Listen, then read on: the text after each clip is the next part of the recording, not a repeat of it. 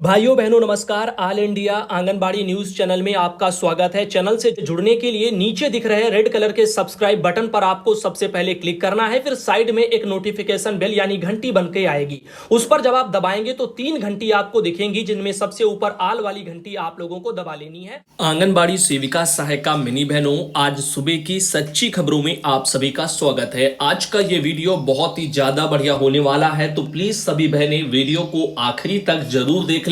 सबसे पहले तो आपको यह बता दें कि जो भी बहनें उम्मीद लगा करके बैठी हैं कि जो उनके खाते में 2018, 19 और 20 के वित्तीय वर्षों में कुछ पैसे आपके इस तरह से अंडर प्रोसेसिंग में यहां पर लिखे हुए जो दिखाई दे रहे हैं, जिनमें सामने डेट भी दे दी गई है जो कि आपके ट्रांजैक्शन हो चुके हैं उसी वित्तीय वर्षों में। इसके लिए मैंने बोला था आप सब बहनें अपने बैंक जाएं, जिनको भी इस बारे में जानकारी और ज्यादा लेनी है, कंफर्म करना है तो बैंक जाएं और बैंक में अपना स्टेटमेंट निकलवाएं उसी वित्तीय वर्ष का, और फिर उसी डेट में आप चेक कर लें आपके खाते में ये पैसे क्रेडिट हुए हैं या नहीं हुए हैं, जिससे आपकी जो है यहां पर सवालों के जवाब मिल जाएंगे, आपको संतुष्टि भी मिल जाएगी। फिलहाल ये पैसा नहीं आने वाला, क्योंकि ये पैसा पहले ही आपका उसी तारीखों में आपके अकाउंट में आ चुका है। इधर बात करते हैं, जैसा कि आप देख सकती हैं उत्तर प्रदेश में मैंने कहा था कि कब कब कितना कितना मानदेय और प्रोत्साहन हाल ही में बढ़ा था, जिसके संबंध में जिसके पास भी जितने भी लेटर हैं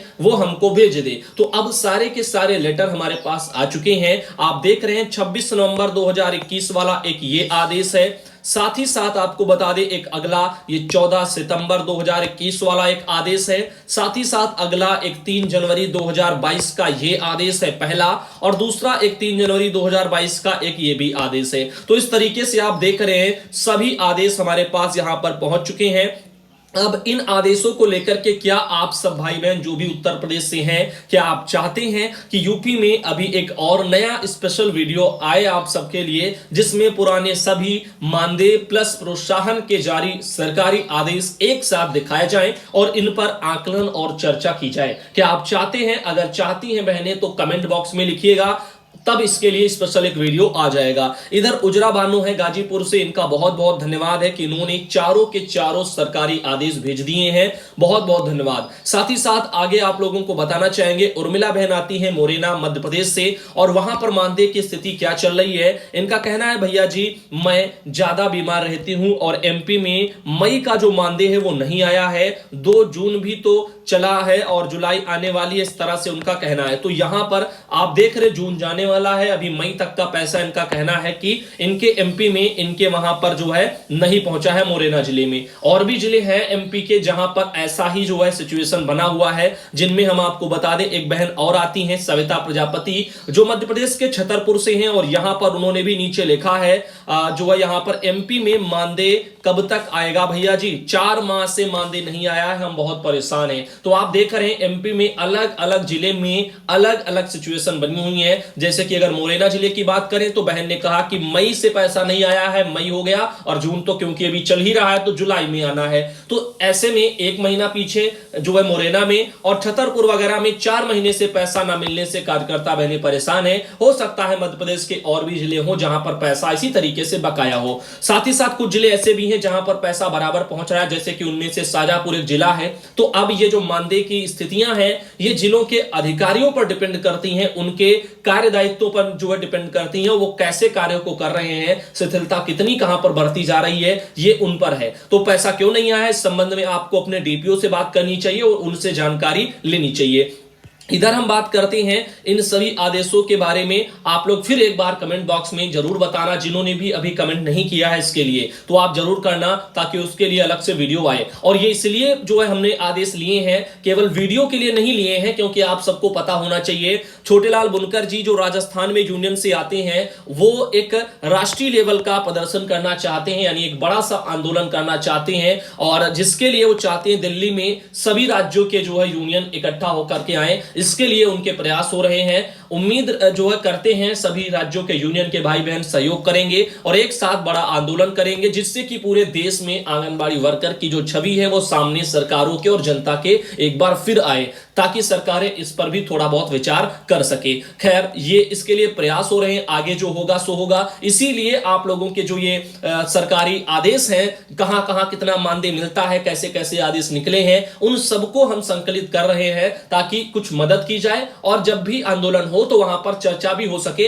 कि फला फला राज्य में इतना इतना मानदेय मिलता है और फला फला राज्य में इतना इतना कम भी मानदेय मिलता है और फला राज्य में इतना ज्यादा मिलता है, ताकि इन चीजों को अच्छे तरीके से वहां पर लिख करके जो है सरकार के सामने रखा जाए। इसीलिए ये सब प्रयास किए जा रहे हैं। इधर हम बात करते हैं, ये सविता प्रजापति बहन जो छतरपुर से आती हैं, इन्होंने पोषण ट्रैकर की सूचियों में सुधार करना सुनिश्चित करें कार्यकर्ता, इस तरह से उनके वहां पर जो है जो भी विभागीय लोग हैं, अधिकारी, वो उनको बता रहे हैं। और लिखा है, या भाई सुपरवाइजर मैडम जी ने बोला है कि जो है जिन्होंने अभी तक पोषण ट्रैकर ऐप में बच्चों के और गर्भवती महिलाओं के सब नाम फीड नहीं किए हैं वह फीड कर लें, यानी पोषण ट्रैकर पर अपना जो काम है उसको 100% कर लें, सत्यापित भी कर लें। आपको याद होगा, मैंने कल ही आपको एक लेटर दिखाया था महिला बाल विकास विभाग मध्य प्रदेश से 22 जून का, जिसमें समस्त मैंने कहा था जिला कार्यक्रम अधिकारियों को जो है मध्य प्रदेश में बोला गया है और परियोजना अधिकारियों को भी बोला गया है कि भारत सरकार से पोषण ट्रैकर ऐप के संबंध में जो भी दिशा निर्देश प्राप्त हैं उनके बारे में। और इसमें मैंने कहा था सही सही जो है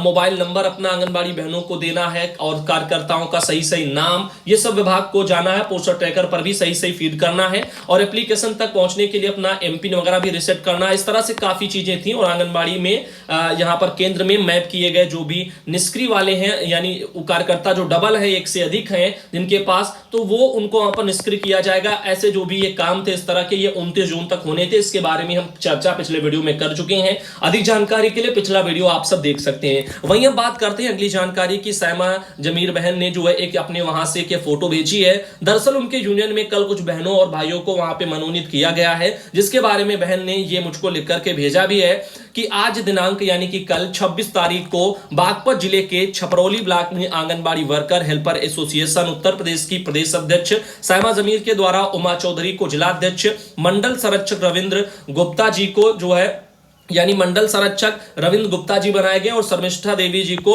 छपरौली ब्लॉक अध्यक्ष मनोनीत किया गया है। मैं इनके उज्जवल भविष्य की कामना करती हूं और आशा करती हूं कि संगठन के प्रति पूर्ण निष्ठा, ईमानदारी और से जो है आंगनबाड़ी हित में ये काम करेंगी। तो इस तरह से यहाँ पर कुछ तस्वीरें भी हमारे पास आई हैं जिनको मनोनीत किया गया है और ये एक यूनियन से उनको लेटर भी जो है थमाया गया है। इस तरह से ये तस्वीरें हैं जहां पर और भी बहनें वहां मौजूद रही हैं उसी बैठक में। तो अब चलते हैं आगे और आप सबको बताना चाहेंगे अगली जो एक जानकारी है, शोभा रानी बहन मेरठ से आती हैं, उनके द्वारा एक ये पोस्ट मुझे भेजी गई है सोशल मीडिया की, जिसमें लिखा है 8,912 कितने 8,912 आंगनबाड़ी केंद्रों के लिए फर्नीचर खरीद को मंजूरी दी गई है। और इसके बारे में आपसे हम बात करना चाहेंगे कि ये अभी तो ये आर्टिकल आप देख रहे हो, यही खबर सेम टू सेम जो है 24 जून को जो है जागरण में भी प्रकाशित हुई है उत्तर प्रदेश लखनऊ में, कि यूपी में अब टाट पट्टी पर बैठ करके नहीं पढ़ेंगे आंगनबाड़ी के बच्चे। 8,912 केंद्रों के लिए 13 करोड़ 81 लाख रुपया का बजट जारी हो चुका है। अभी इस खबर पर हम आएंगे। अभी फिलहाल इसमें आप देख सकते हैं कि क्या लिखा है। इसमें लिखा है कि प्रदेश के परिषदीय प्राथमिक विद्यालयों में संचालित 8,912 आंगनबाड़ी केंद्रों में पढ़ रहे 3 से 6 आयु वर्ग के बच्चों के लिए फर्नीचर खरीद को शासन ने मंजूरी दे दी है। इसके तहत प्रति केंद्र 15,500 रुपए की दर से 13 करोड़ 81 लाख 36 हजार रुपए का अनुमोदन किया गया है। यह खरीद जेम पोर्टल से होगी और महानिदेशक स्कूल शिक्षा द्वारा अपर परियोजना निदेशक की अध्यक्षता में गठित समिति ने परीक्षण के बाद पूर्व प्राथमिक स्तर के लिए शिशु डेस्क की खरीद के साथ ही अवशेष राशि का उपयोग बच्चों के बैठने के लिए इंटरलॉकिंग फॉर्मेट वगैरह में खरीद की संस्तुति की है। इस खरीद के लिए जिले में जिलाधिकारी की अध्यक्षता में समिति गठित होगी। इस तरह से यहाँ पर चर्चाएं चल रही हैं। साथ ही बात करते हैं इसमें और क्या है। इनका कहना है यहाँ पर आंगनबाड़ी केंद्रों में 3 से 6 वर्ष के बच्चों के जो उम्र के जो बच्चे हैं, इनके पढ़ने के लिए, इनके बैठने के लिए वहां पर टाट पट्टी की व्यवस्थाएं की जा रही है।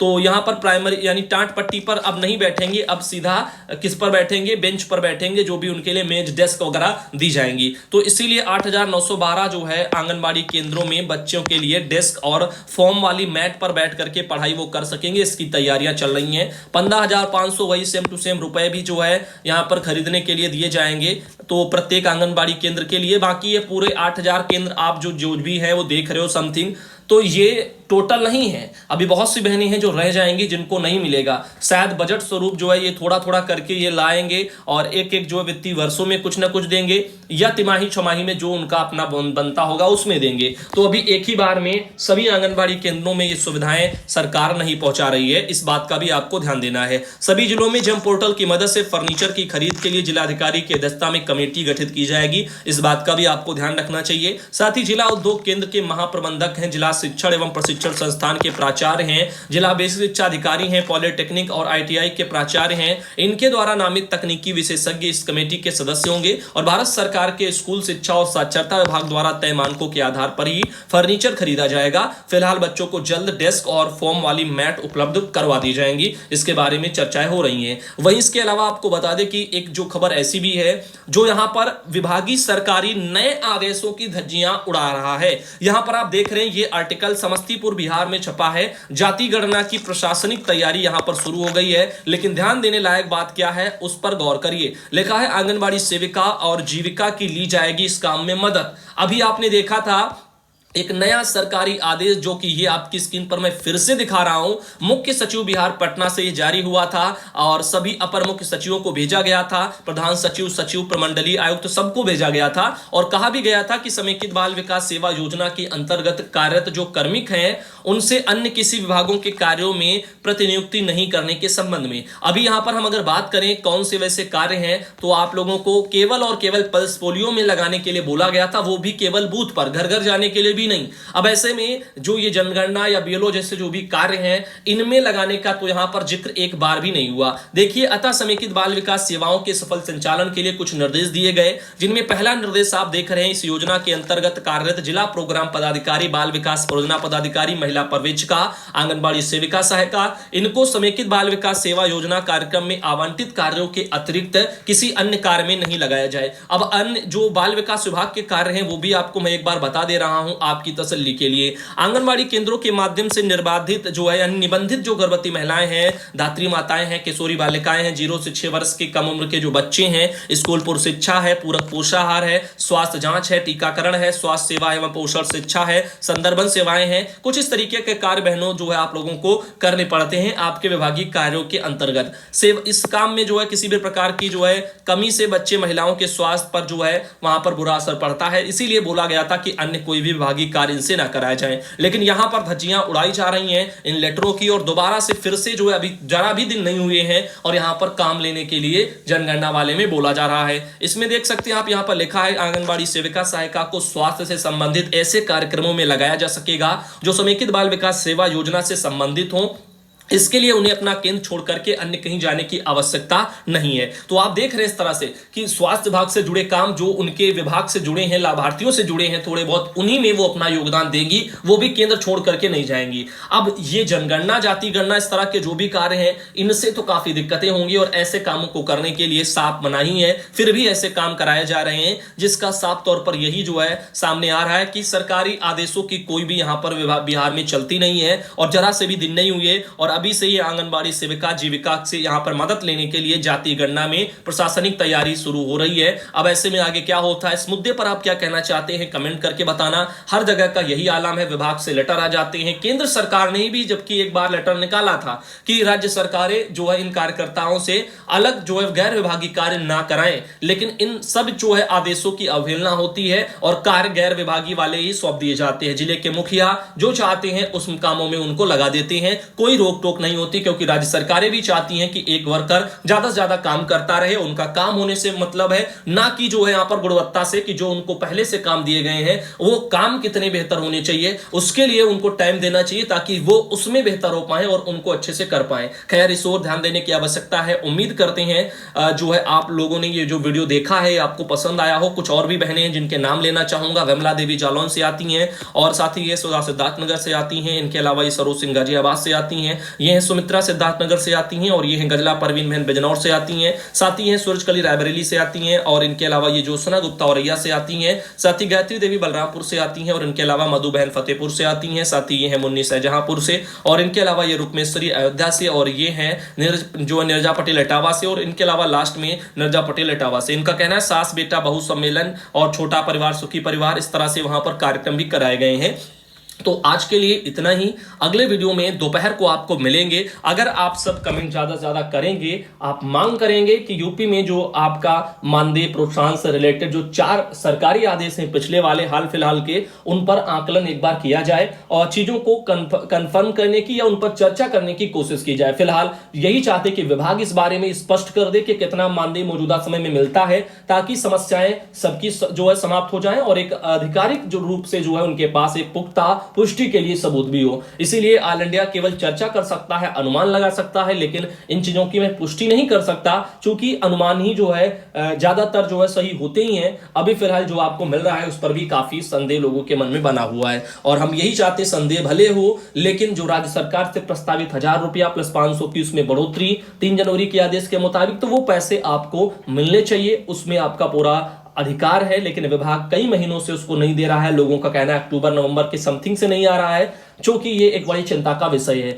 और तब से जो आप लोगों का प्रोत्साहन स्टार्ट हो गया है, और वो भी 1500 है, और उसमें भी अतिरिक्त मानदेय प्लस ब्रैकेट में पीएलआई लिख करके भेज रहे हैं। तो क्या ऐसा तो नहीं है कि दोनों को एक ही में मर्ज करके दिया जा रहा है? तो जो भी है, ये जो खिचड़ी हुई है विभाग की तरफ से, इसको स्पष्ट करने की जरूरत है, ताकि बहनों और कार्यकर्ताओं में सब में जो यहाँ पर कोई दिक्कतें ना आए इस तरह से इन मुद्दों को लेकर के। उम्मीद है आज का वीडियो आपने लाइक भी किया होगा, कमेंट भी आप कर चुके होंगे। तो अब प्लीज